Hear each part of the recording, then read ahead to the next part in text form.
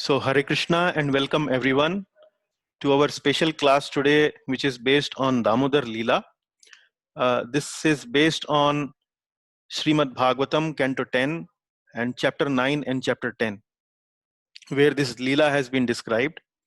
So, today, these days being a special month of Kartik, where it has been said that any spiritual activity, any spiritual austerity that has been done in this month of Kartik gives special benefit.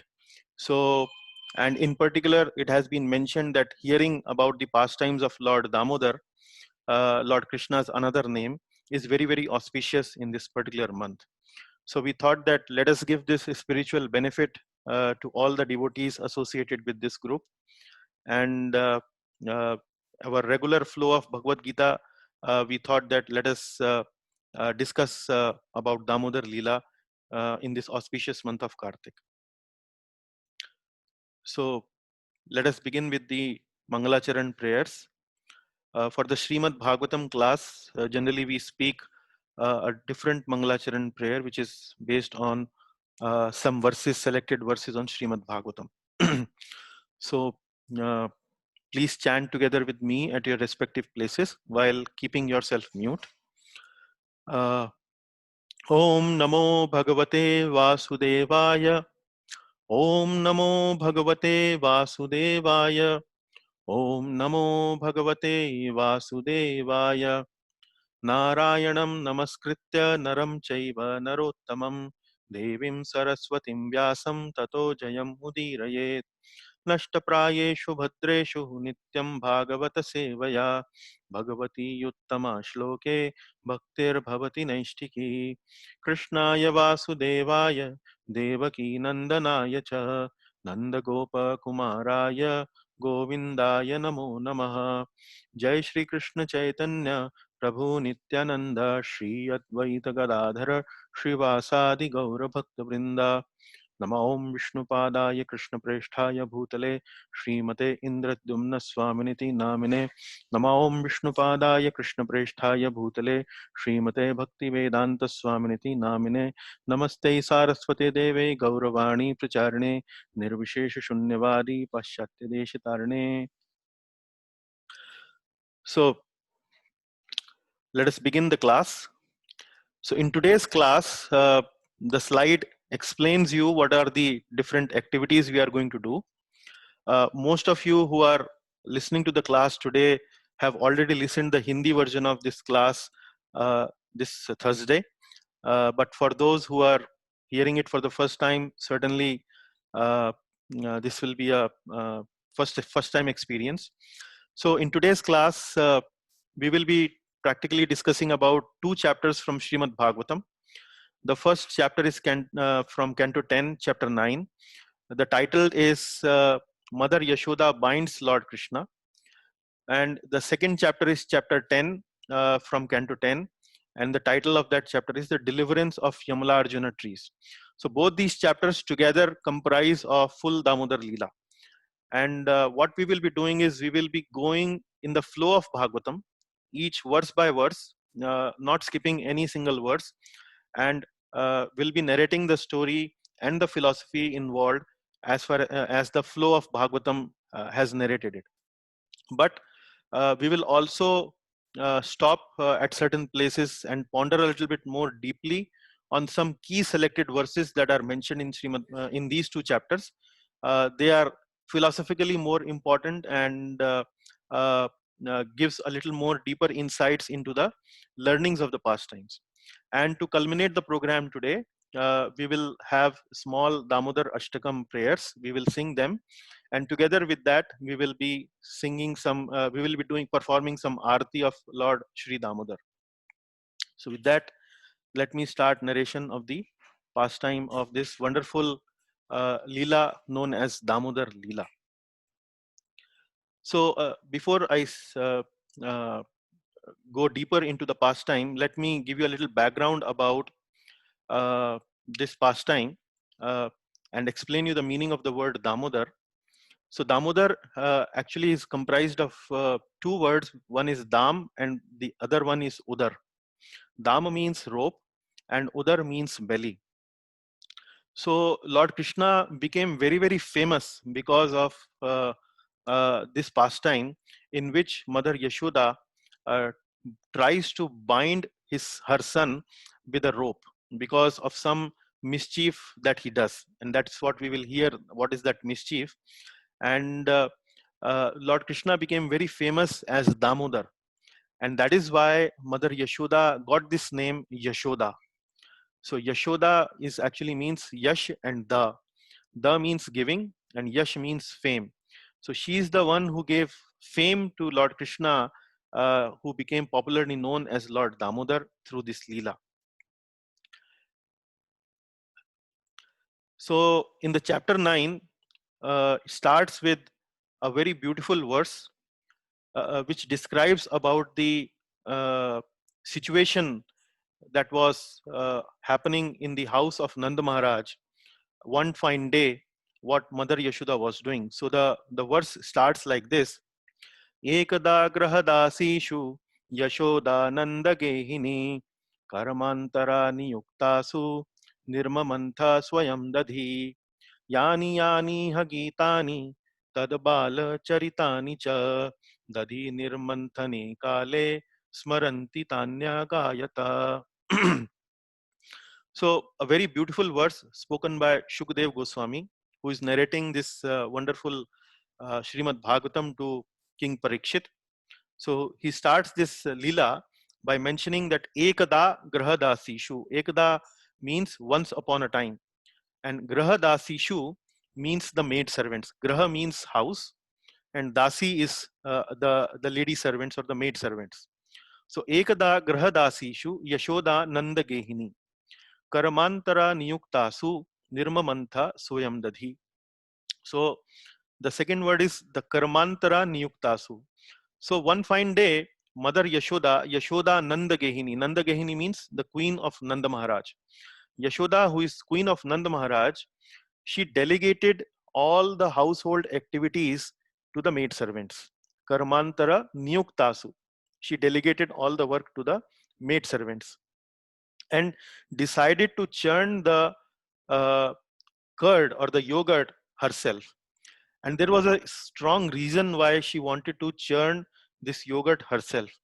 It was mainly because her dear son, Krishna, baby Krishna, would often go to the houses of the other gopis and would steal butter from there.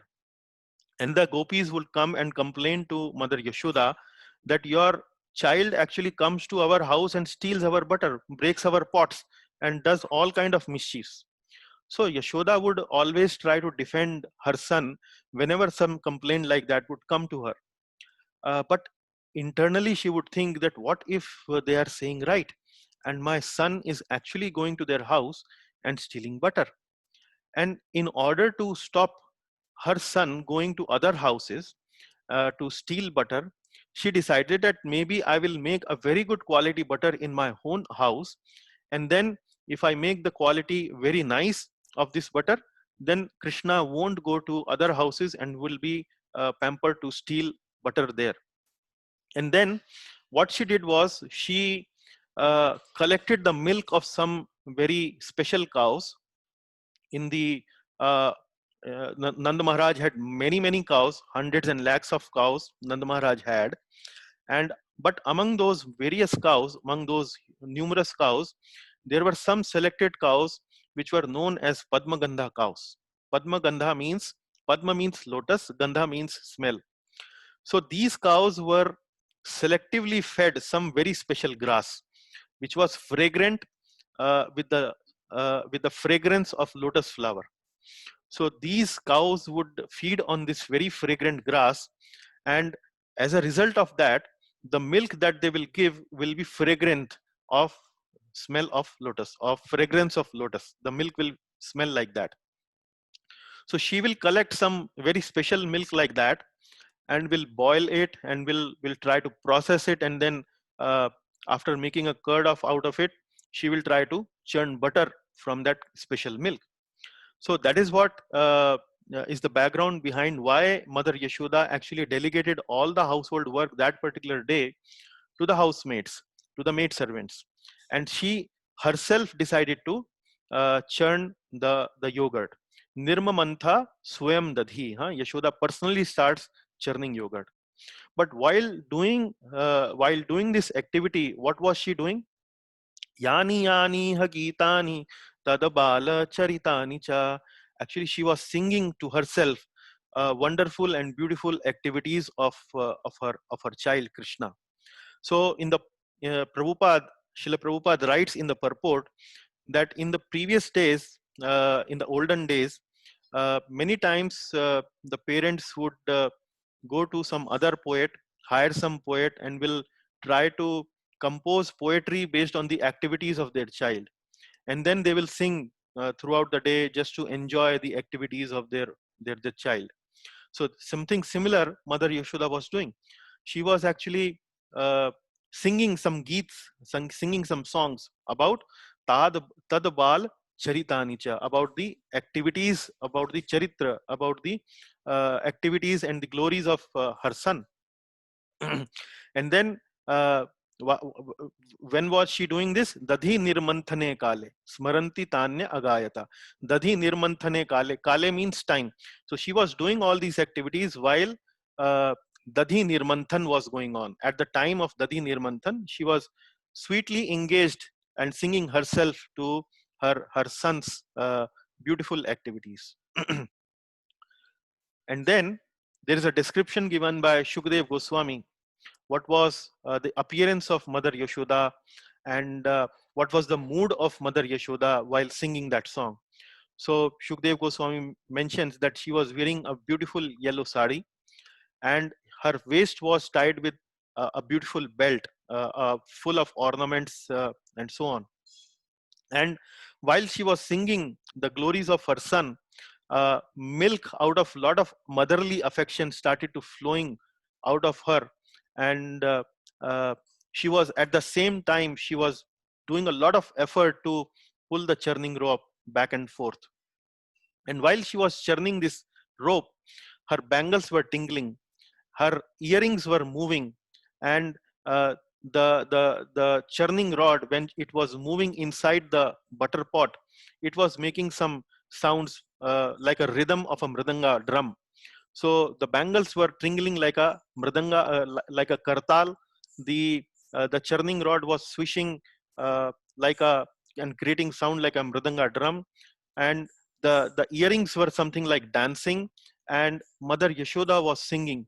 So it was like a full orchestra that was kind of uh, being described by Shukdev Goswami. So the environment around that was very motherly, full of motherly affection, full of motherly singing of Mother Yashoda, and at the same time there was some background music of all these various paraphernalia going on together with the singing of Mother Yashoda.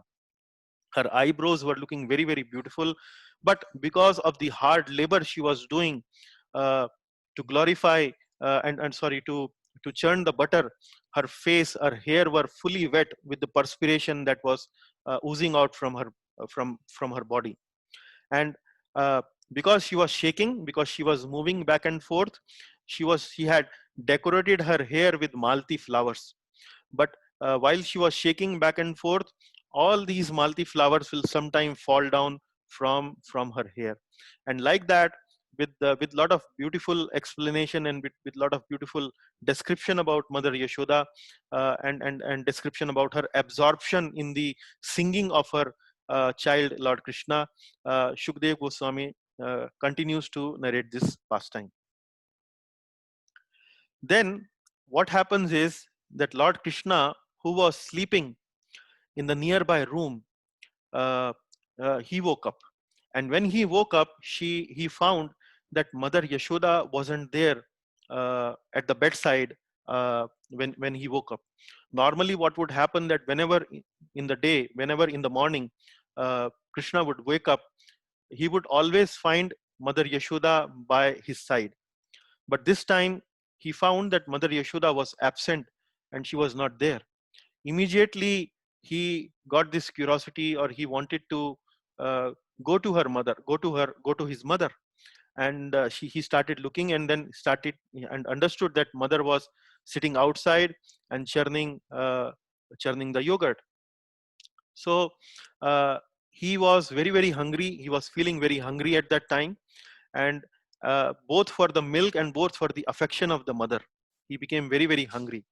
And when he went out and saw her mother churning yogurt, he desired to, uh, with his body language, with his eyes and expressions, he made it very clear to the mother that he wanted to drink her milk. And while doing so, he actually, Lord Krishna actually holded uh, the churning rod, with the help of which mother was churning the yogurt. He actually catch hold of that churning rod. So the mother became very, very happy that my son has become so intelligent. He's conveying and communicating it so nicely that he wants to drink my milk. He has, because Krishna was hardly 2-3 years at that time when this pastime happened. So he hold the churning rod and made it very clear to Yashoda Maiya that he wants now to drink mother's milk. So now Mother Yashoda, when she saw that Krishna is hungry and is desirous of drinking her milk, she became very, very overwhelmed with motherly affection. She immediately picked up Krishna, embraced tightly, made him sit on her lap, and embraced, gave him a very, very affectionate embrace. Looked upon her face, looked upon his face with lot of love and affection, and then she started to feed her milk to the Lord. So while she was feeding the milk to the Lord, the acharyas explained that there was a transcendental competition that began between Mother Yashoda and Lord Krishna. And what kind of a transcendental competition was this? See, Mother Yashoda is an epitome of motherly affection towards the Lord. The Vatsalya Prem, the Vatsalya loving affection of a mother towards the Lord. She is the epitome. She is the epitome of that. And Lord Krishna is actually the Supreme Personality of God Himself. He is also with unlimited capacity, even unlimited capacity to drink milk. So Mother Yashoda has unlimited milk in her body, and Lord Krishna has unlimited capacity to drink that milk. So there was a kind of a transcendental competition there was going on between Mother Yashoda and Lord Krishna. Mother Yashoda was feeding her milk, and Lord Krishna was drinking that milk. And it was a competition that who will win actually. Will Mother Yashoda's milk will end soon, or will Lord Krishna's capacity to drink that milk, or a small child baby Krishna's capacity to drink that milk will be over soon? But it appeared that Mother Yashoda was winning in this kind of competition. How? Because it is explained by the acharyas that while Krishna was drinking the milk, sometimes the milk will come out from his mouth and will dance. The droplets will dance on the cheeks of Lord Krishna, and these droplets will appear like white pearl, beautiful pearl on the cheek of Lord Krishna. So this is the beautiful poetic description sometimes we hear from various acharyas of this pastime. So but while this activity was going on, while Mother Yashoda was feeding that milk, and Krishna was enjoying and feeling very satisfied by drinking her mother's milk and his mother's affection, suddenly Mother Yashoda hears some sound coming inside, from inside where the milk was kept in a pot and it was kept for boiling. And she heard the sound as if that the milk was overflowing, was coming to a boil, and was now overflowing out from the pot and was about to fall into the fire. So again, a very poetic description has been given that this milk which was being boiled inside the pot actually started thinking that now my Lord Krishna has started to drink the milk of his mother. Then after drinking the milk of his mother, he will be very, very satisfied. And then why will he drink me? Why will he drink this milk, the Padmagandha milk that was being boiled in the pot? Why will he drink that milk? So out of sadness and out of remorse, and thinking that what is the use of myself, of this milk, let me now commit this suicide. And that's how the milk started to overflowing, boiling, and they were about to jump into the fire that was burning underneath that pot. So the idea is, the pastime has been narrated in Bhagavatam, but the acharyas have given a lot of poetic descriptions of this pastime to make it even more sweet, even more filled with rasa, even filled with more mellows. So these are some of those small details that you sometimes would generally not hear when you would hear this Damodar Leela. Now, after hearing that noise coming from inside of this overflowing boiling milk, Mother Yashoda stops feeding Krishna. She keeps Krishna aside, and then runs to attend this milk to make it avoid boil and then overflowing out from the pot. So now Srila Prabhupada has explained in the purport that many times it happens in the life of a devotee that two services come together, the two sevas come together. Now Mother Yashoda is doing two services. One service is to feed the Lord, and the another service is to attend the milk, which was again mainly meant to feed the Lord only. So when the two services come together at the same time, the devotee has to make some priority. The devotee has to make some priority, and which service to prioritize, that intelligence is actually given by the Lord himself. As the Lord mentions in Bhagavad Gita, dadami buddhi yogam tam, I give the intelligence to the devotee who actually desires to render devotional service to me.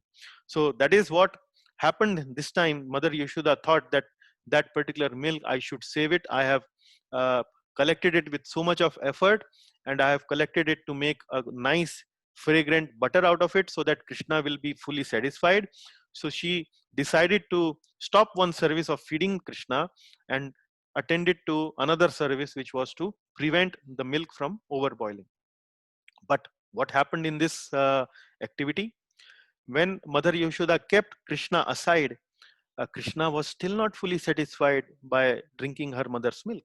And uh, uh, Krishna was, because he was not very satisfied and it was very abrupt. Uh, he was enjoying thoroughly by drinking Yashoda's milk. And when the interruption came, that was without any notice, without any prior information, Krishna felt really very bad. And since Krishna felt very bad, Krishna became very angry. The baby Krishna, the Bala Krishna becomes very angry. And out of anger, Lord Krishna starts to bite her reddish lips with his white teeth. So again, acharyas have given a somewhat poetic description about this. What are these red lips and what are the white teeth? Acharyas have said these red lips are actually representative of Rajoguna, and the white teeth are actually representing Sattva Guna. So the devotee should control Rajoguna with the help of Sattva Guna. So since we are discussing Srimad Bhagavad Gita's chapter 14 these days, about three modes of material nature and those details, so I thought this analogy might be a little more connecting you with the 14th chapter. So Lord Krishna, out of his anger, started to bite his reddish lips with his white pearl-like teeth.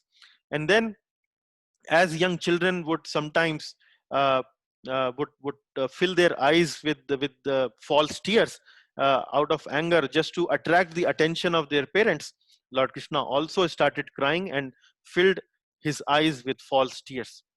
But in order to pacify the anger that he was burning with, he thought that now let me do some mischief so that Mother Yashoda may not do something like this again. I must do something to catch attention of my mother. And then he picks up one stone and then very intelligently throws that stone towards one butter pot and breaks the pot with a stone. But uh, the moment he breaks the pot with the stone, he runs away and enters into a room which was nearby and starts eating butter which was kept. The room was filled with butter pots, and he started eating the butter alone there in that room.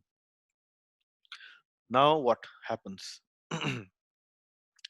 Mother Yashoda, after attending the milk in the kitchen, which was about to overboil, uh, she thought that, oh, I was feeding Krishna, and let me once again resume feeding Krishna because he would be hungry. And then she immediately comes out and comes back to the same place where she had left feeding Krishna. But when she comes, she is completely surprised. She's taken aback with a lot of surprise. She sees that the pot is broken, the butter is spread all over the place, and Krishna is absent. She immediately understood that actually this is something which has been done. This mischief has been done by Krishna. And why she thinks like that? Because when the butter pot was broken, there was no noise actually came out. So Krishna actually broke that butter pot very, very intelligently. He broke it like that no big noise actually would be generated. So in Vrindavan, normally many times monkeys would come in the houses, will steal butter, will break pots. So when the monkeys would break pot, it would be very obvious that it is actually a monkey breaking the pot. But this time it was not like a monkey breaking a pot. And the second evidence was that Mother Yashoda saw some baby footprints, uh, uh, where which was these footprints were like decorated with butter. So Mother Yashoda immediately understand that Krishna would have broken the pot, and then out of fear he would have ran away, and that's why these footprints are there on the ground. So she started chasing those footprints. She started to follow the footprints and actually came to the place where now actually Krishna was doing another mischief. And what was that mischief? Krishna was climbed upon an inverted wooden mortar. He kept a wooden mortar upside down, climbed upon it, and then was stealing butter from the room, which was kept somewhere at a higher location. And not only he was stealing butter, he was actually distributing butter to the monkeys also, which had come there to join the to become party in the crime with Krishna. And then Krishna was at that same time, he was looking here and there because he was fearful. He understood that he is actually doing some mischief, and he was very fearful. So he was looking here and there. Maybe my mother might come now and I will be caught.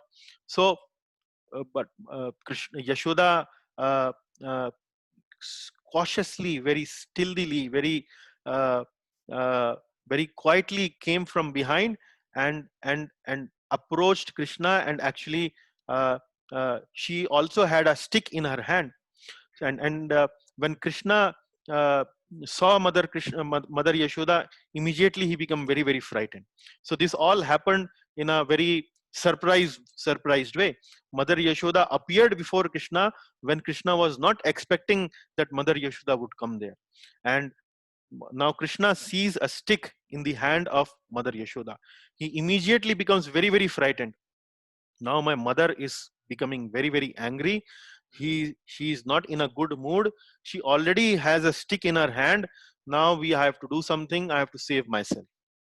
Now Krishna, he became very fearful by seeing that stick, and immediately he started running out from the house. Why he started running out from the house? Because he was thinking that if I go out from the house, Mother Yashoda actually won't come outside the house, because Mother Yashoda is a very cultured lady, and she would actually not come out of the house, because the cultured ladies would not come out of the house just like that. And if I go out of the house, I will be saved. And Mother Yashoda uh, also started to run behind Krishna, behind little Krishna, baby Krishna. And now the Shukdev Goswami mentions here that see the glories of Mother Yashoda, see the good fortune of Mother Yashoda. She is running after a baby Krishna and will actually be will catch Krishna.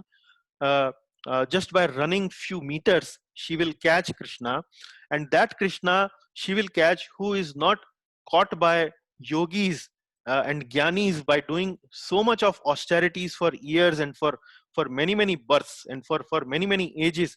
If they continue to do that austerity to achieve that Krishna, to not even achieve Krishna actually, to even enter the effulgence of Krishna, the Brahma Jyoti. So we have been studying in our Bhagavad Gita classes that what is the definition of absolute truth. So we understand that absolute truth is a person, and then Brahma Jyoti is actually coming from the absolute truth. It is actually dependent of the absolute truth and not the other way around, as some of the philosophers or some of the philosophical school try to explain that. So here it has been explained by Shukdev Goswami that look at the good fortune of Mother Yashoda. She will be catching this Krishna whose Brahma Jyoti, for whose Brahma Jyoti many yogis and many jnanis actually perform austerities for so many lifetimes. So that Krishna, that Supreme Lord Krishna will now be so easily be caught by Mother Yashoda.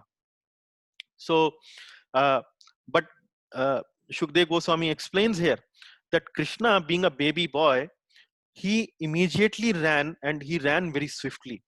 And Yashoda, who was a adult lady with a hefty body, with a heavy body, she could not immediately keep up to the speed of her son. She took some time to gain momentum and to gain that speed. But with that chase, the mother Yashoda was chasing Krishna, and Krishna was running swiftly outside of the house. The environment became really very joyful. Another thing, at that moment of time when this activity happened, there was nobody in the house. Nand Maharaj, Rohini mother Rohini, Balramji, they were all gone outside for some of their work. So none of them were in the house. It was only Yashoda and it was only Krishna who were present at the house, and this was going on. The chase was going on. Yashoda was running before Krishna, and Krishna was trying to save himself and running ahead of Mother Yashoda. But how long a small child can actually deceive a young an adult lady like Mother Yashoda? So while during this chase, Mother Yashoda's Malti flowers were again falling down from her head. Again, the poetic description has been given by Acharyas here just to beautify this pastime. So the poetic description given here is that the Malti flowers on the hairs of Mother Yashoda, actually some of the Malti flowers were thinking in favor of Krishna, and some of the Malti flowers were thinking in favor of Yashoda Maya. How? Those Malti flowers who were thinking in favor of Krishna were thinking that, see how rude is Mother Yashoda, how cruel is Mother Yashoda. She is actually trying to beat Krishna. She is actually trying to chastise Krishna. So let us leave this Mother Yashoda who is actually trying to beat our Lord, our beloved Lord. So some Malti flowers left the head of Mother Yashoda in favor of Krishna. But some other Malti flowers started thinking differently. Some Malti flowers were thinking out of compassion for Yashoda. They were thinking, see, Mother Yashoda is feeling so difficult to catch hold of this swift Krishna. So let us come out from her head, fall down on the ground, just so that we can lighten herself from our weight, so that she can quickly catch Krishna. So these two poetic descriptions have been given by Acharyas to once again beautify and glorify this particular pastime. But ultimately, in the end, Mother Yashoda becomes successful in catching Krishna. So when Mother Yashoda catches Krishna, Krishna becomes very fearful when he gets caught, and immediately he accepts his mistake. So what are the mistakes that Krishna had done? There were many offenses. There were 5 offenses that Krishna did. First of all, he broke the pot. Then he stole the butter. And then not only he stole the butter, he also distributed the butter to the monkeys. When he was caught up by Mother Yashoda, he started to run away from Mother Yashoda. So this was the 4th crime. And now we will see in a short while that now he will start speak lying to his mother. So when he was caught, he became very fearful and he started to crying also. Very piteously he started to cry. And this is something which we also sing in Damodar Ashtakam prayers. In the last class also we had sing this Damodar Ashtakam prayers. Today also we will sing This is Damodar Ashtakam prayer. So the second stanza that comes in Damodar Ashtakam prayers describes Lord Krishna's crying. So it says, Rudantam muhur netra yugmam rajantam karam bhoja yugamena satanka netram मुहुश्वास कंपात्री रेखांक कंठा स्थिता ग्रैवम Damodaram भक्तिबद्धम. So what does this poet's poem says? This song says, it says Rudantam muhur netra. Rudantam. Rudantam means crying. Muhur means repeatedly, again and again. Rudantam muhur netra yugmam rajantam. Yugmam means both the eyes. Netra yugmam. Both the eyes he starts to rub. Karam bhoja yugmena. Karam bhoja yugmena. Karam bhoja means the hands, and yugmena means two. Again, the yugma means two. So karam bhoja yugmena satanka netram. Satanka, atanka means fear. Satanka netram, those eyes he started to rub again and again, again and again, which was filled with terror. Terror of whom? His beloved mother Yashoda. So the description of crying of Lord Krishna has been given very beautifully in this Damodar Ashtakam prayers by Satyavrat Muni. So normally what would happen is that when Krishna would cry, Mother Yashoda would take the pallu of the sari and would wipe the tears of her son. But this time she did not do that. And that is why Krishna was actually trying to wipe the tears out of his both the hands. And while he was doing that, because he was a baby, he was not doing it very refined, in a very refined way. And all the kajal that was there, all the black ointment, the kajal that was there all around her, around his eyes, that got smeared and spread all over the face of Lord Krishna. So that is the description given in the various songs and in Srimad Bhagavatam. So now Mother Yashoda started to chastise Krishna. She starts to chastise, asking him various questions, and Lord Krishna would give very intelligent answers. So Mother Yashoda would say, "Who broke the pot? Why are you crying? Who broke the pot?" Then Lord Krishna will say, "I did not break the pot. It was the anklets. It was your anklets which actually collided with the pot, and that is why the pot got broken. I have not done anything. I have not broken the pot." So you are lying to me. And who gave the butter to the monkeys? I saw you were giving butter to the monkeys. No. That person who has created the monkeys actually was giving butter to the monkeys. I have not given butter to the monkeys. So like that, he was giving very intelligent answers. And then Mother Yashoda says, now you associate with monkeys a lot, and that is why you have become a monkey. Lord Krishna says, if I have become a monkey, then I have become a monkey maybe from my mother's side, not from father's side. So like that, he would be very, very naughty. He would be very, very witty in giving these answers.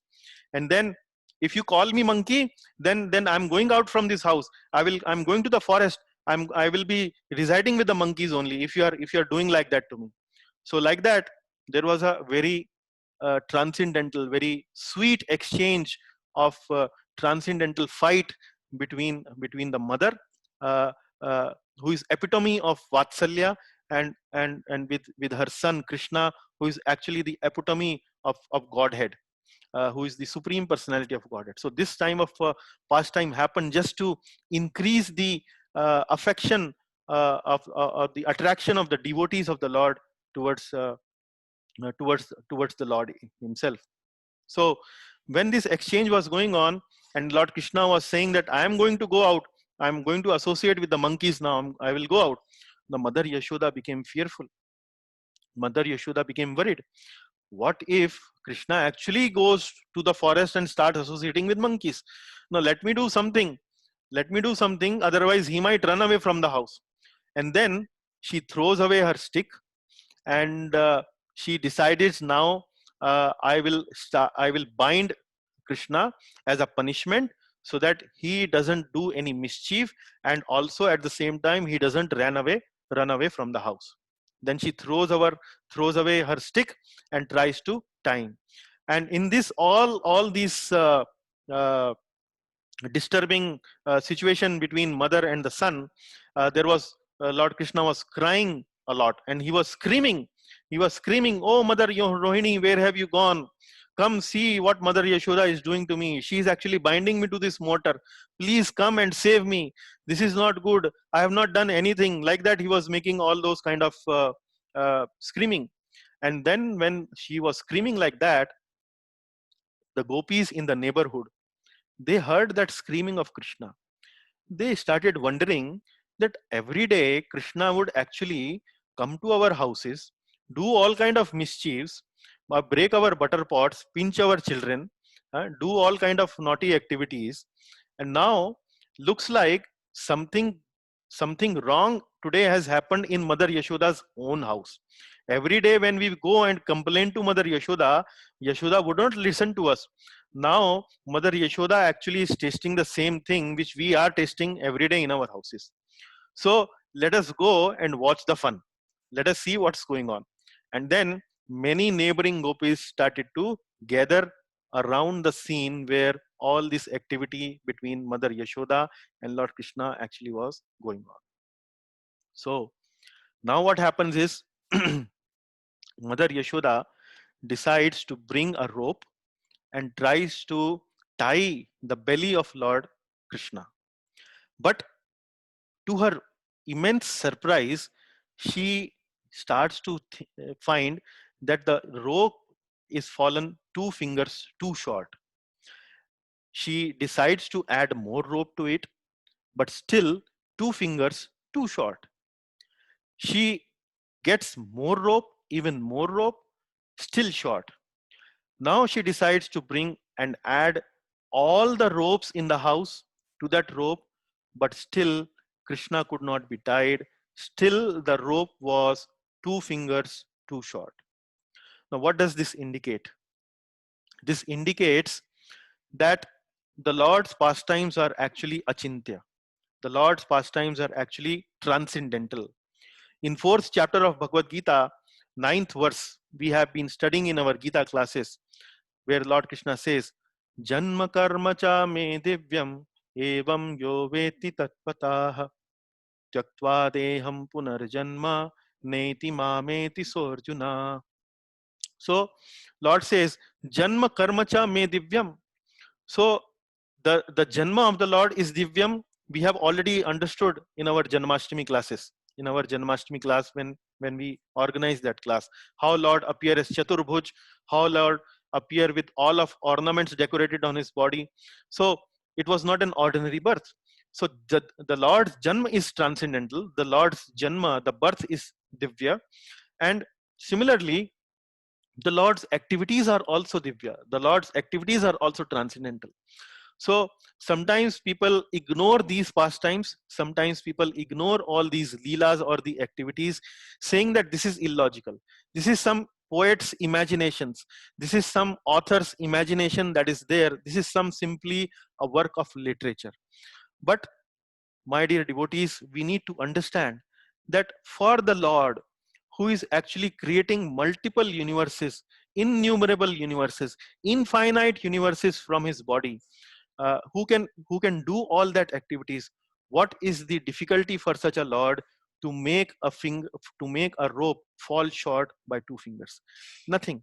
So we need to understand that this is the quality of the Lord, that the activities of the Lord are achintya. Achintya means which we cannot conceive. These are inconceivable, which we cannot conceive with our logic. That is inconceivable. If we can conceive the Lord with our logic, then actually our logic will be more powerful than the Lord himself. So this is something which is to describe that the pastimes and the activities of the Lord are divya, they are achintya, they are not ordinary activities. And that is what the Gita verse says, that one who can understand the Lord in this mood, that these activities are not ordinary, these are actually transcendental, then having that kind of a mood and having that kind of consciousness, such a person actually tyaktva deham punarjanma neti mameti suarjuna. For such a person, for a person situated in such consciousness, there will not be another birth. Oh my dear Arjun, please understand this. So this is something which we need to understand. And then in this verse, in Srimad Bhagavatam, Shukdev Goswami also starts to describe that who can bind the Lord who has no beginning and no end. So we also understand that the Lord also, he's a person, but he's also present everywhere. This is the all pervasive aspect of the personality of Godhead, that he's present everywhere. So can you bind air? Can you bind the sky? No, you cannot bind that. So similarly, the description has been given in Srimad Bhagavatam. Say, who can bind a Lord who has no beginning and no end, who is Ananta, who is Asim? So nobody can bind such a Lord who has no beginning or no end. So how can a mother Yashoda bind such a Lord with a tiny rope? So that rope might appear long from a material perspective because so many ropes have been connected together, but the Lord who has no beginning and no end, how much more a material rope can do to hold upon the belly of such a Lord. So with that, let us see what happens next. Okay, now Shukdev Goswami starts to describe some various philosophical points associated with these Leela. And with selected some 3-4 verses, I will try to explain you what are those specific philosophical points that Shukdev Goswami has explained in Srimad Bhagavatam. In the 18th verse of chapter 9, Shukdev Goswami says, Swamathu swinna gatraya visrasta kabara sarjah drishtva parishramam Krishna kripayasita swabandhane. So Shukdev Goswami says, Swamatuhu Swinnagatraya. Swamatu means seeing my own mother, seeing her own mother. Swamatuhu Swinnagatraya. Swinnagatraya means perspiring heavily with sweat. So seeing her mother perspiring heavily with sweat, and Visrasta Kabbara Sraja, and seeing that out of so much endeavor she is doing that even the Malti flowers that were there decorating her hair, they are also falling down on the ground. She was very, very disheveled. She was very, very, uh, uh, looking like doing a lot of parishram, lot of endeavor. What happened then? Drishtva parishramam. Drishtva parishramam means after seeing that mother is doing so much parishram, Krishna kripaya sita swabandhane. Krishna kripaya sita swabandhane. Krishna agreed to become bound by himself, out of his own sweet will, out of his own mercy. Actually, the Lord agreed to get bound by her mother. Now, what does it indicate? This indicates two things. One is from our part, and the other is on the Lord's part. Our part is to do the constant, regular endeavor, effort to actually please the Lord, to actually engage ourselves in the devotional service of the Lord. And what is the part on the Lord's side?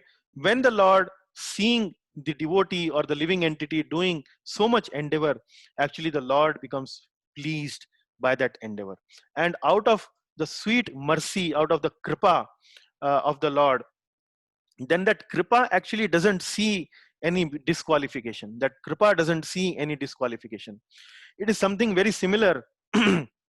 See that we need to understand what actually means by kripa. Kripa means when somebody gives us something which we don't deserve. That means kripa. For example, somebody who has not done any great activity, but the government of India decides to give such a person Bharat Ratna, and that person is an ordinary person, has not done anything great. So immediately out of the blue, that person gets Bharat Ratna, which is something like a big kripa. And maybe another example could be that sometimes when we go on the streets but driving our car, and sometimes a beggar comes and beg. So beggar might be expecting that the Sethji sitting in the car might give me 2 rupees, 5 rupees, maybe 10 rupees, maybe 50 rupees. But the Sethji, if they decides and some kripa comes and decides to give the car alone to the beggar, then the beggar actually might think that this is something really fantastic that has happened to me this time. So this is something what the kripa means. So once the devotee endeavors very hard and with lot of dedication and devotion towards the Lord, then the Lord actually, when he becomes merciful, then actually the good fortune of the devotee is arisen. That is what Shukdev Goswami is trying to say here, that seeing the effort of his mother, the Lord agreed out of kripaya sita subandhane, out of his mercy, actually he agreed to be bound by his own mother. Let us see the next verse. Here, Shukdev Goswami brings another point. In the previous verse, we saw that how that was kripa of the Lord playing in this lila. In this verse, Shukdev Goswami is actually mentioning about the Bhrit Vashyata. Bhrit Vashyata means how the Lord can become captivated, can come under the control, can become subordinate to his own devotee. That guna, that quality is being exhibited in this verse. So he, Shukdev Goswami is mentioning, Evam sandarshita hyanga harina bhrityavachyata swavashenapi krishnena yasyedam seshavaram vashe. So here, evam sandarshita hyanga. Evam sandarshita means like this the Lord exhibits. Sandarshita means exhibiting, displaying. Hyanga, this particular part, this particular quality is actually displaying in this lila. What is this? What is this quality? Harina bhritya vachyata. Harina bhritya vachyata. Hari means Hari means the Lord. Hari is bhritya vashyata. Bhritya means servant. Bhritya means subordination. Vashyata means become controlled. So quality of accepting the subordinate position. So like we see in the Mahabharat war, that Lord became subordinate as a chariot driver of Arjuna. He became Sarathi of Arjuna's chariot, which is a subordinate position. Similarly, we also see the Lord breaking his own vow when he pick up the weapons, pick up the wheel lying in the field of Kurukshetra battle to stop the ferocious Bhishma on that particular day when he was about to kill Arjuna. So Lord, out of the about to stop to Bhishma, he actually breaks his own vow. Krishna in the Mahabharat war had taken a vow that he will not pick up any weapon, but he decides to pick up this weapon. And Bhishma wanted that today I am going to fight so ferociously that Krishna even may have to pick up a weapon. So Krishna actually, in order to protect the vow of his devotee, actually picked up the weapon. He did not consider that he will break a vow, but actually his devotee's vow should be upheld. So that is how this is actually meant Bhrit Vashyata. This is actually Bhakt Vatsalta. He is actually subordinate to the his own devotees. And who is this Lord we are talking about? This is mentioned in these two lines. Swavashenapi Krishnena. He doesn't come under anyone's control. He is Swavashenapi. He is Swavasha. He comes only under his own control. He is independent. He is Swarat. He doesn't need, nobody can control him. He's the ultimate controller. And then the second quality has been mentioned here is Yasyedam se Shwaram Vashe. And who controls all other controllers? So he doesn't get controlled by anybody, but he controls all other controllers. Se Eshwaram Vashe. Yasyedam, and who controls all other controllers. And all these controllers are who?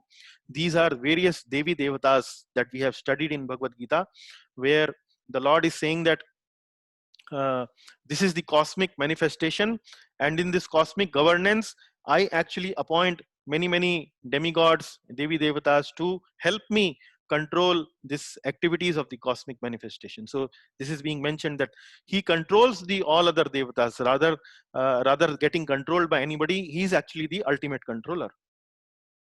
And now the detail of who are these Devi Devatas, who are these controllers, he actually is controlling everyone.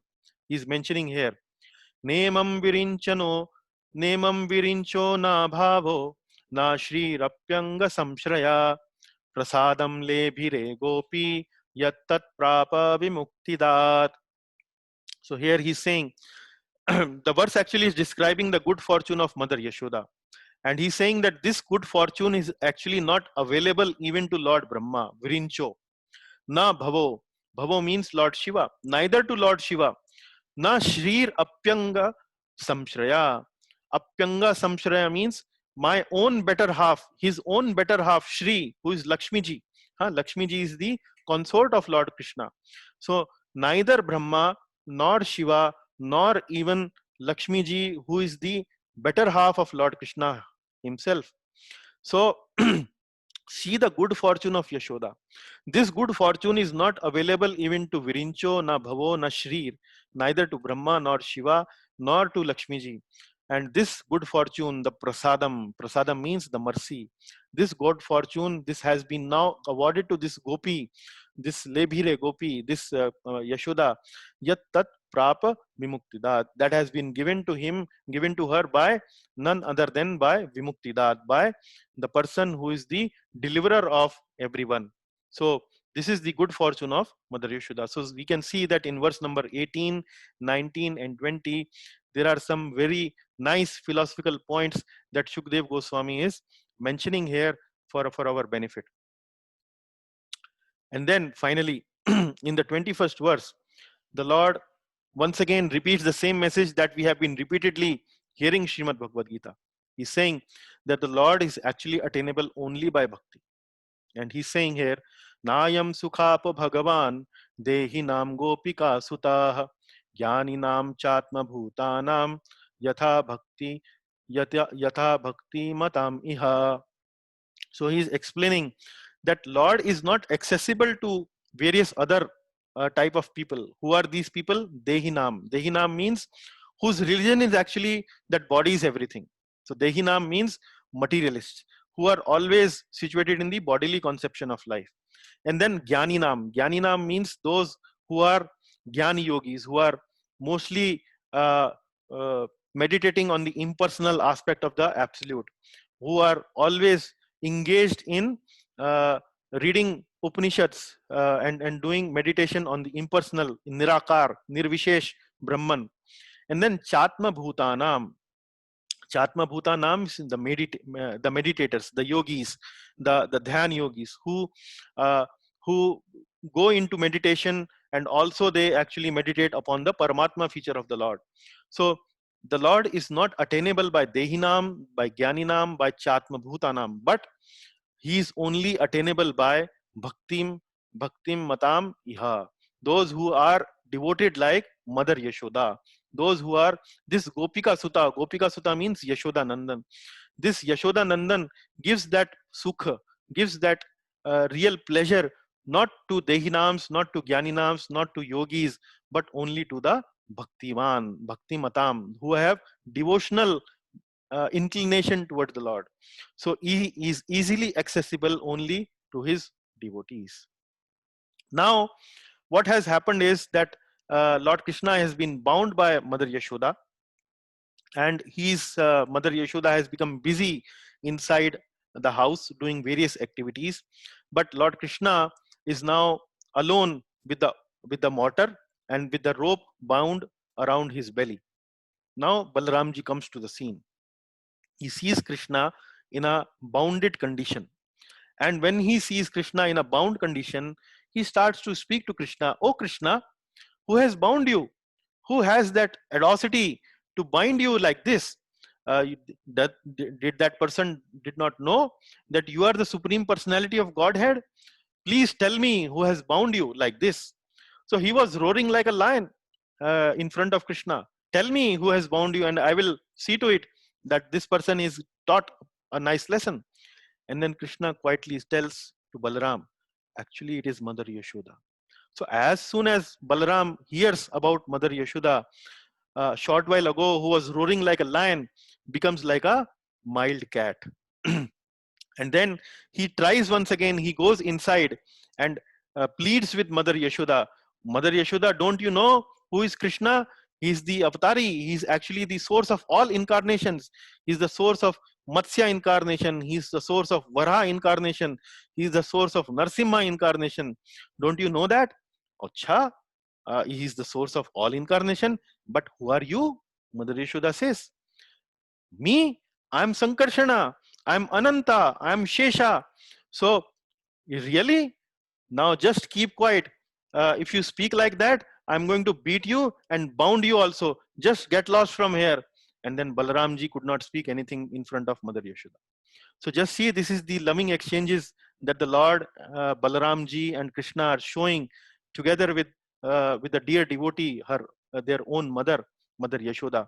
So these sweet pastimes and sweet exchanges actually invokes a lot of affection in the heart of devotees. So that is why we regularly mention that we should hear Krishna Leela, we should read books like Bhagavad Gita, Srimad Bhagavatam, so that little affection can actually come as a spark in our hearts, and that spark might be sufficient enough for us to perfect our lives.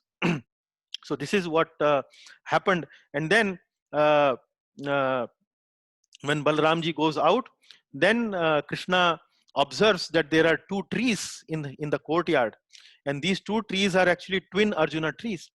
And Krishna understands that these are two trees which were son of Kuber in the previous life. Their name was Nalkuvar and Manigrava. They were really exceptionally rich. They were blinded in pride and false prestige, and became trees after the curse of Narad Muni. So this is the narration has been given by Shukdev Goswami to Parikshit Maharaj, and that's where the chapter ends. So like now we will enter into the 10th chapter. So in the 10th chapter, we will hear the details about what happened, how these Yamala Arjuna trees got delivered.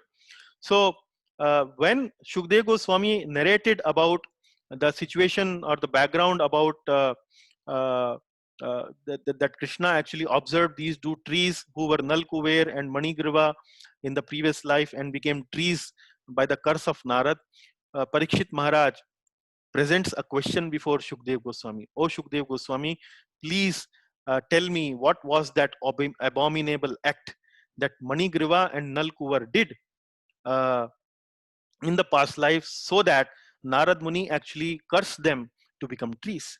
So Shukdev Goswami starts to explain that these were two people who were associates of Lord Shiva. They were the Parshads of Lord Shiva, and they were the sons of Kuber. And because of being son of Kuber, who is the treasurer of the Devatas, they were very, very rich. And uh, uh, and they also had this facility to vendor in the garden, which was very nearby, close to the Kailash mountain. So they were residing in the abode of Lord Shiva in the near the Kailash Parvat, and they were having these facilities of being able to accessing those gardens where Mandakini Ganga was flowing, and it was very beautiful around there. So they had that access to that such rare place. But these people were very, very proud of their wealth, and they were always intoxicated. They would always drink this wine named Varuni. They would not only drink wine, they were also engaged with illicit activities with the ladies. They would roam around, they would sing around with these ladies, and they will always be intoxicated. So that's how he started to explain about Manigriva and Nalkuvar. But then one day what happened was, while these two naked while these two men, Nalkuvar and Manigriva, in a naked position and in an intoxicated position, were sporting together with some other naked ladies, then Narad Muni happened to pass by from that place. When Narad Muni passed by from that place, the ladies actually, out of shame, they covered, and out of concern of a saintly person, they covered their bodies with the cloth, and they felt very ashamed. But these two people, these two sons of Kuber, they actually did not do anything. They did not cover their bodies. Not even they cover their bodies, they actually considered uh, coming of Narad Muni at that particular place at that place as a disturbance. And Narad Muni, when he saw that degraded condition of these two people, he actually became very, very concerned about these two people. And then from verse number 7 till verse number 23, Narad Muni actually speaks. to Nalkuvar and Manigriva. And what he speaks from these several verses is actually very enlightening, very, very nice. Philosophically also, and very deep insights Narad Muni says. And then he begins by saying that Tayor Anugraha Arthaya, Tayor Anugraha Arthaya, Shapam Dasyan Idam Jagau. He decides to curse these two people, these two men. How? Anugraha Arthaya. Anugraha means out of compassion. So when the saintly people make a curse, then although externally it may appear that the curse is actually bringing these people into some kind of a difficult situation, however, in the long term, all these curses by saintly people are actually only meant for the anugraha, out only for some merciful, some benefit of these people. And then it has been compared, Srila Prabhupada write in the purport that it has been the curse of Narad Muni, or the curse of a saintly person, has been compared like a pinch of a father who wants to wake up the child from deep sleep, and give the medicine to the child. So it has been compared to a pinch of a father.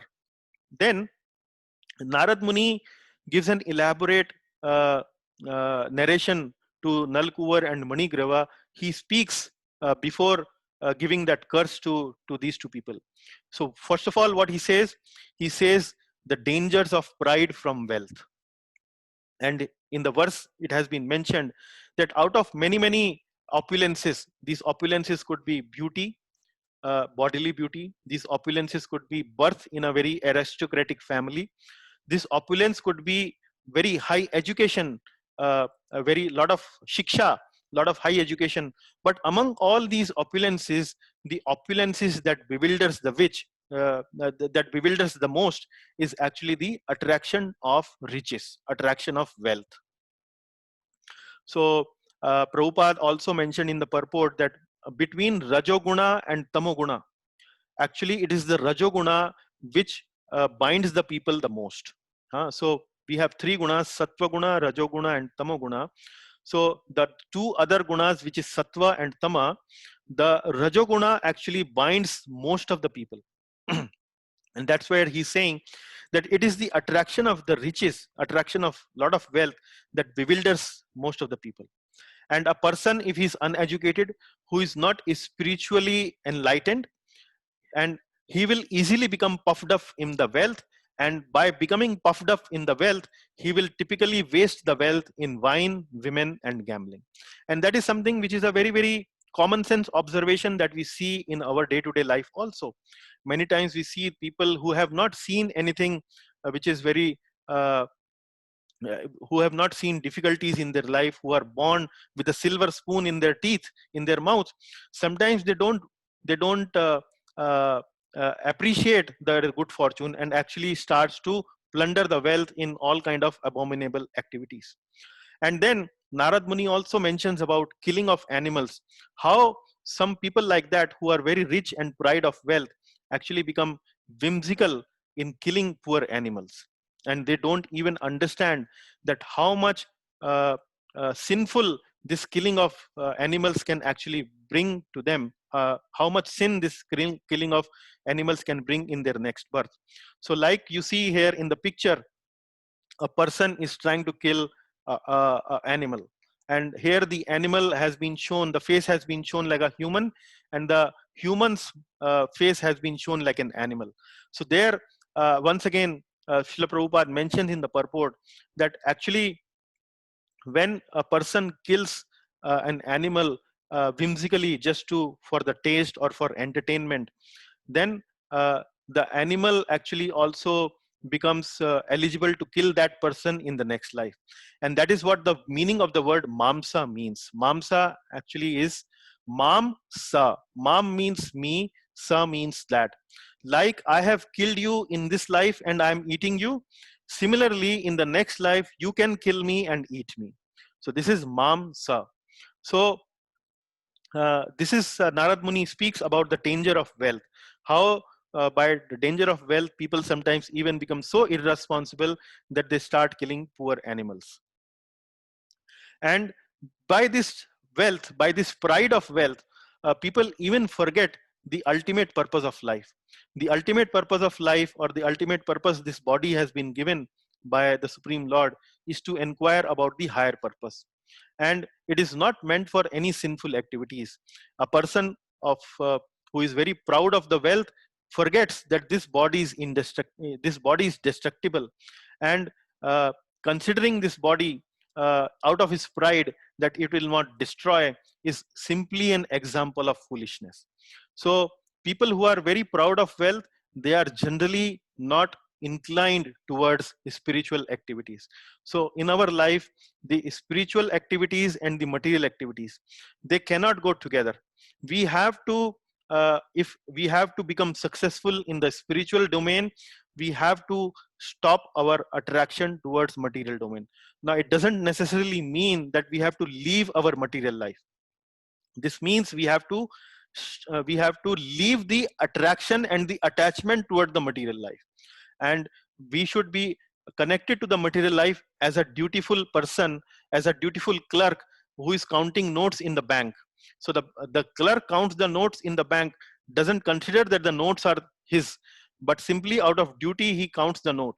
Similarly, we also, while we are engaging in this world, we have to do it very dutifully and not getting too much entangled with all those activities. So this is something which Narad Muni also explaining to Nal Kuvara and Manigriva. And then he gives a cure for their pride of wealth. He says that you are proud of wealth, and a person who is so proud of wealth is not able to see things as they are. They are not able to see things in the proper perspective, and they become blind with the wealth they are enjoying. They become literally blind. And what is the best treatment for such blindness? Actually, the best treatment for such blindness is a kajal around their eyes, which is the kajal of, or which is the ointment of poverty. So you should then become poverty stricken. So Narad Muni is about to give them the curse. He's setting up the background behind that. And then he says that why? Because only when you become poverty stricken, then only you will be able to understand the pain of others. One who is pin pricked, one who is pinched by a pin, can only understand the other person's, just by looking at the face of the person, he can understand that he's also being pricked by a pin. So you will not appreciate others' pain unless you go through that pain. And then Srila Prabhupada in the purport is giving couple of analogies there. He's saying, Vandhya ki bujibe prasav vedana. A lady who cannot deliver a child, who is infertile, actually cannot understand what are labor pains like. So she cannot understand. Similarly, Prabhupada also mentioned that one who has faced poverty actually becomes eligible to handle wealth properly in the future. So that is why, in order to be compassionate upon these two people, Narad Muni setting up the background and explaining them why I'm going to curse you to become poverty stricken. Then he gives the advantage of becoming poverty stricken. He says that one who is poverty stricken automatically become austere, automatically starts doing tapasya. He's saying that a person who is in need of food, shelter and clothing, he is always in need of food, shelter and clothing, will by default become austere. And doing this tapasya, doing this austerity, this person will actually become purified from false prestige. He will be hungry because he will not have sufficient money to buy food. So because of this hunger, his senses will automatically becoming weak. And all these senses, when they are weak, they will not engage in all kind of abominable activities. They will not perform any harmful activities. And then saintly people will also come naturally to such a poverty stricken person. So saintly people generally hesitate to go to rich people house, because rich people don't really appreciate the spiritual uh, the benefit of spiritual activities, and they are generally in their pride, they may insult a saintly person when the saintly person may try to come to their house. But if a person is poverty stricken, saintly person also don't hesitate to come to associate with such person, and they get the benefit of association very easily. So these are the benefits that Narad Muni is now speaking to Nalkuvar and Manigriva in his speech to them before actually administering the curse. And ultimately, now Narad Muni curses Nalkuvar and Manigriva. He's saying that one who is blinded with opulence, who is too much attached to women, they should be punished. You are naked, and yet you don't realize that you are naked. This is simply very degraded situation of yours. So since you are so fond of being naked, I curse you that you become trees and stand naked for many, many years and satisfy your desire of remaining naked and sporting nakedly. So like that, Narad Muni actually curses Nalkuvar and Manigriva. But while cursing them, he also gives some concession. He says, like trees which are not very conscious, the consciousness is covered, very deep rooted, a very strong covering of body is there on the consciousness of the trees. So simply when we cut the trees don't feel any pain. But unlike the trees, you will remember all your sinful activities. So you will remember what you have done, why you have cursed, you will also remember me. But after 100 celestial years, you will be able to see Lord Vasudev in the courtyard of Nanda Maharaj. So actually, this seemed to be externally a curse, that they are cursed to become trees. But such a good fortune these people are having, that they will be able to witness the beautiful pastimes of Lord Krishna growing up in the courtyard of Nanda Maharaj and ultimately receive deliverance from none other than Supreme Personality of Godhead. So that is why the kripa or the mercy of the devotees is equally potent than the kripa of the Supreme Lord himself. Then Lord Krishna delivers both these sons of Kubera. He says that it is to satisfy the words of Narad, not to deliver you, actually to satisfy my dear devotees Narad words, to uphold his curse, I am actually coming and delivering you. And then he crawls and passes through the two trees such that the wooden mortar gets stuck between the two trees, and then he, by a little force, he is able to uproot both these two trees. Again, we can see here the achintya or the inconceivable potency of the Lord. So the trees are very, very strong. They are much stronger than the rope and the mortar. But it is because Lord Krishna invested his potency in the rope and the mortar, the trees were able to get uprooted. And that is once again we can see how the activities of the Lord are transcendental, how the activities of the Lord are divya. And then once these two Devaputras, the Kuber's sons of Kubera, get liberated, they start offering prayers to Lord Krishna with choices of poetry. They say, you are Sarva Karana Karanam, you are the source behind everything, you are the controller of everything, you are the Paramatma situated in the heart. Who can understand you, O my dear Lord? You are everywhere. You are Parabrahma. Oh my dear Lord, we offer our respectful pranams to you. You take birth for the benefit of living entities. You are all auspicious. We are also your servant. Not only your servant, actually we are servant of the servants. Das, Das Anudas. We are the servant of your servant. Specifically, we are servant of your servant Narad Muni. So we, with those kind of repentful prayers, both Nalkuvar and Manigriva offer prayers to Lord Damodar. And then in the 38th verse, they offer a very special prayer which is really very important for us. They say how the devotees behave. They say that now we are your devotees. And then what are the activities we are going to do since we are devotees? It is mentioned in the verse. It says, Vani Gunanu Kathane. Our words will glorify your activities. Shravanau Kathayam. Our ears will hear your glories. Hastau Chakarmasau. Our hand, feet, and senses will engage in your service. Manastava Pada Yornaha. Our mind will always think of your lotus feet. Pada Yornaha. Pada means lotus feet. Smrityam Shri Smrityam Shirastava. Our head will bow down before everything in this world. Why? Because Nivasa Jagat Pramane. Because all the things are actually your only different forms. And our eyes will see the Vaishnavas.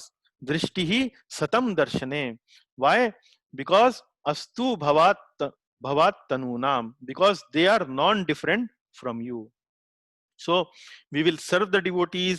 We will continue to meditate upon your lotus feet. We will be respectful for everything in this world. And then our feet, hand, senses will engage in your service. And we will continuously do the Shravanam and Kirtanam. And that is why again and again we encourage all the devotees to do Shravanam and Kirtanam, because that is the primary activity of devotional service. In the bhakti path, in the bhakti yoga, the primary activity that a devotee does is always hear about the Lord, always glorify the Lord. So this is our prime sadhana as devotees, and that is what Nal Kuvar and Manigriva is also exhibiting in this pastime. And then finally, Lord Krishna speaks to both these people. He says that you are puffed up due to your wealth, but because of the mercy of my devotee Narad, you are able to gain this freedom. Similarly, like darkness cannot stand before the sun, similarly, any sinful activity, any bhav bandhan cannot stand before my devotee or me. And then now you can go home, you are free, you will not fall down now. And then after hearing this, both Nal Kuvar and Manigriva circumambulated the form of Lord Krishna, which was Lord Damodara. He was bound with the rope, and he was connected with the mortar. So they circumambulated. Circumambulation means parikrama. They took some rounds around the body of the Lord, and then they left for their home. So with that activity, with that description, I would put this narration of the Damodar Leela pastime to rest. I hope it was enriching, enlightening, and sweetening to all your to the consciousness of all of the assembled devotees. And I would like to say all glories to Srimad Bhagavatam, all glories to Srila Prabhupada, and thanks everyone for their time and patiently hearing to this pastime. Thank you very much. Any comments and questions we can take up in 5 minutes. Thank you. Thank you. Hare Krishna. Hare Krishna, Prabhuji. Hare Krishna, Prabhu. Yes. This, I think it's another inspiration for me to read 2 more chapters of Bhagavatam. Okay. Even while you are taking through, I was just going through these chapters. Like, for example, the prayers of Nalgopera. All those 10 slokas are very special. Yeah. I think because of paucity of time, you're able to only cover 2 or 3. Yeah. But, definitely, I will go through this whole 2 chapters in detail. Yeah. And thank you for inspiring us. Yes, Prabhupada is doing that for all of us. So thank you very much for your feedback, Prabhuji. Thanks a lot. Yeah. Yes, maybe 5 minutes we can wait for some comments and questions. Devotees would like to share their opinion. Actually, many of you have already heard same narration 2 days ago, but this was an English version of the same pastime. I'm very, very grateful that you came and again to hear this. Yeah, thank you. Thank you, Hare Krishna. Hare Krishna, Vidyaji. Yes, thank you. Thank you, Prabhuji. It was very, very nice. Okay, so you enjoyed the sweet activities between the Lord and the Mother, and that's right. That's right. Thank you ever so much. So you will appreciate more that verse now. Janma karma cha me divyam, right? How the activities are special. These are not ordinary activities. Right. Yeah. Thank you. Yes, Jayanti Mataji. So today we had a lot of story narration. So you might be feeling satisfied in the today's class. I would think. I enjoyed, Prabhu. It was very nice. Okay. Thank you, Prabhu. Yeah. Thank you, Mataji. Prabhuji, one question. Yes, Kishore. So, what deeds of Yashoda in the past enables her or makes her eligible to be Krishna's mother? Sorry, Prabhu, can you repeat that? You were breaking a little bit. No, so Yashoda gets the opportunity to be Krishna's mother, right? What acts in the past enable her to become blessed with this opportunity? Yeah, I have to refer to, certainly there might be some pastime connected with that Yashoda got that opportunity.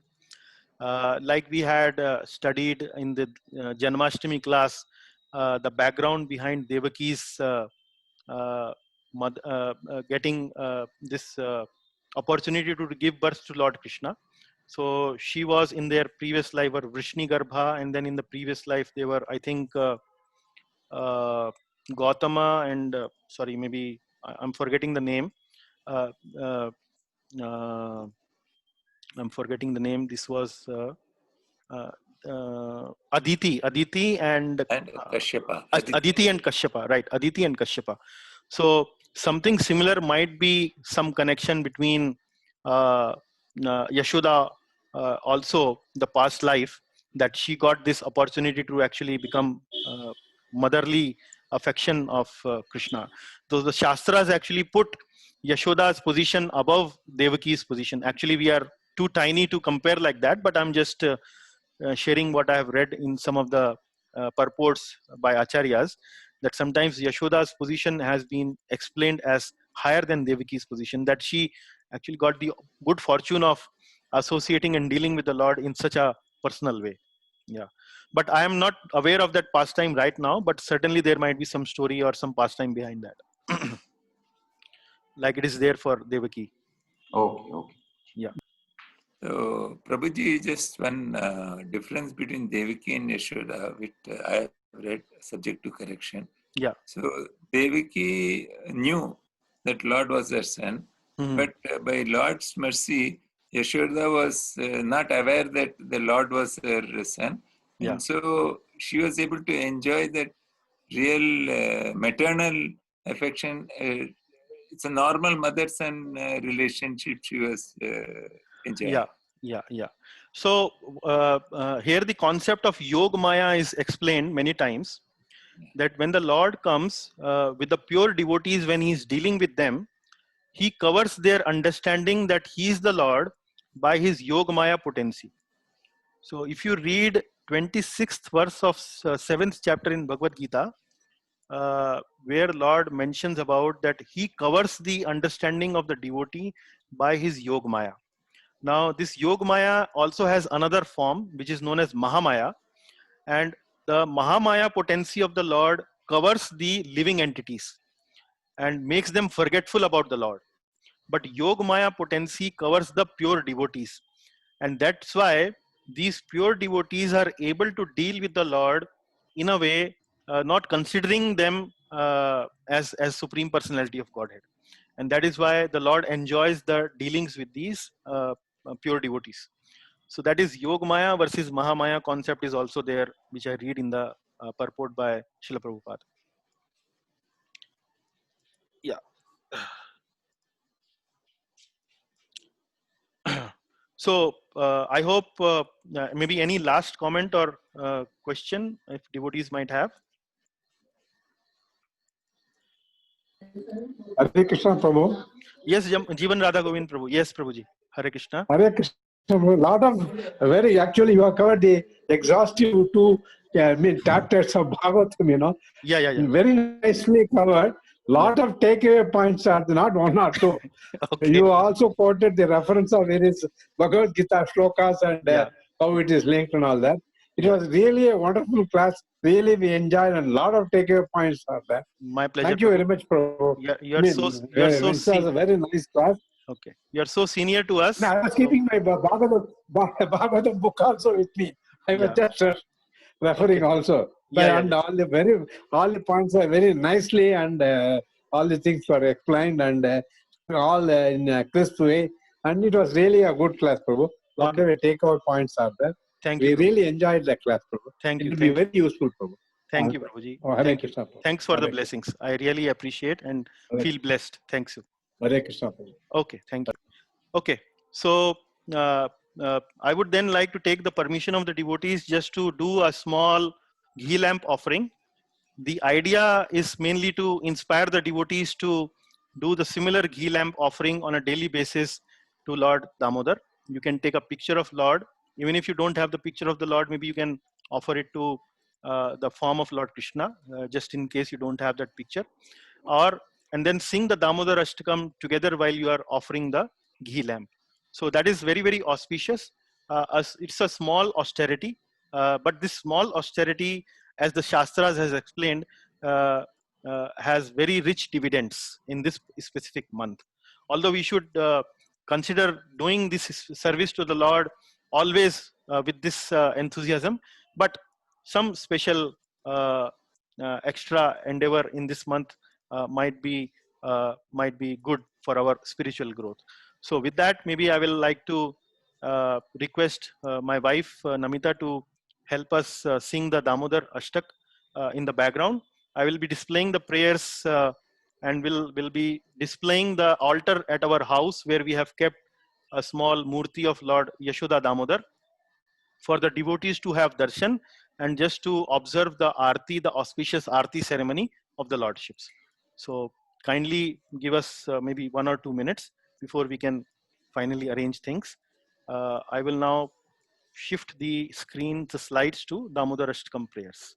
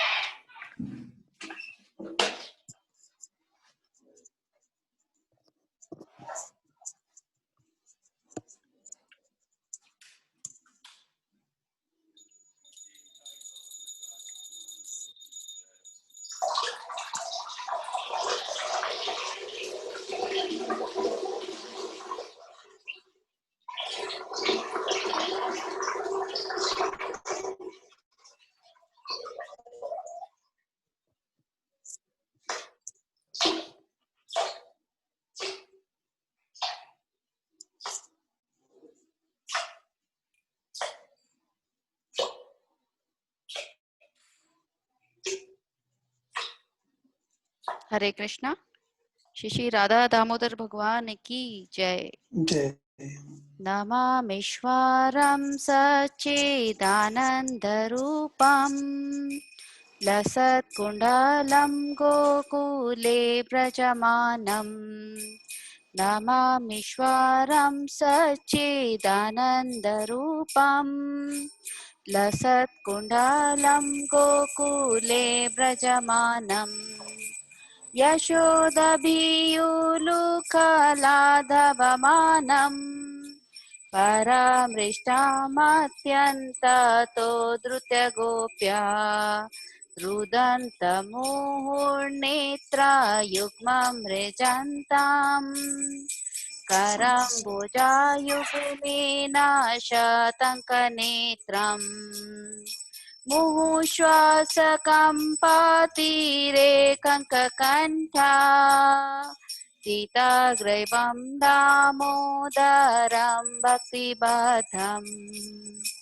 इति दृक्स्वालीलाभिरानन्दकुण्डे स्वघोषं नीमाजन्तमाख्यपयन्तम्। तदीये सीता गेषु भक्तैर्जितात्मां पुनः प्रेमातस्तं शतावृत्ति वन्दे। वरं देवा मोक्षं न मोक्षवधिं वा न चान्यं वृणेऽहं हरेशदपीह। इदं ते वा पुरनाथ गोपालबालम् तदा मे मनस्य वीरस्तं किमन्ये। इदं ते मूकं भोजम् अत्यन्तनीलये वृतं कुण्ठालैः स्निग्धरक्तैश्च गोप्या। मुहुचुम्बितं बिम्बरक्तधरं मे मनस्य वीरस्तं मालं लक्षलभे। नमो देवा दामोदरानन्त विष्णु प्रसीद प्रभो दुःखजलधिमग्नम्। कृपादृष्टि वृष्यति दीनं बतानु विहाने क्षमामाज्ञामिति यक्षिदृश्याय कुबेरात्मजौ बद्धा मूर्त्यैव याद्वत् त्वया मुचितौ भक्ति भजौ कृतौ च तथा प्रेम भक्तिं स्वकाम्ये प्रयच्छ न मोक्षे ग्रहो मेऽस्ति दामोदरेह नमस्ते सुदाम्ने स्फुरदीप्तिदाम्ने त्वदीयोदरायाता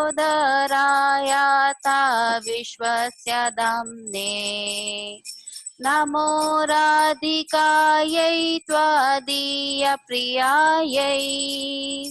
नमो नन्तलीलाया देवयतुभ्यम् हरे कृष्णा कृष्णा कृष्णा हरे हरे हरे रामो रामो रामो हरे हरे जयो राधा दामोदर राधे जयो राधा दामोदर राधे निताय गौरा हरि बोल निताय गौरा हरि बोल जयो जयो प्रभुपाद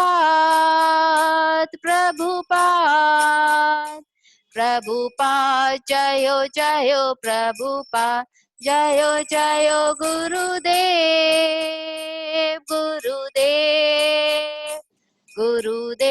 जयो जयो गुरुदेव श्री श्री राधा दामोदर भगवान की जय जय और प्रेमनंदे हरि हरि बोल। So Hare Krishna, thank you everyone. Thank you for your kind and auspicious presence. We will again meet next week, same time for our regular Bhagavad Gita classes. Thank you very much. Hare Krishna, Hare Krishna. Hare Krishna. Thank you. Thank you. Hare Krishna. Hare Krishna. Thank you, Mataji. Hare Krishna. Hare Krishna. Thank you, Mataji. Hare Krishna. Hare Krishna.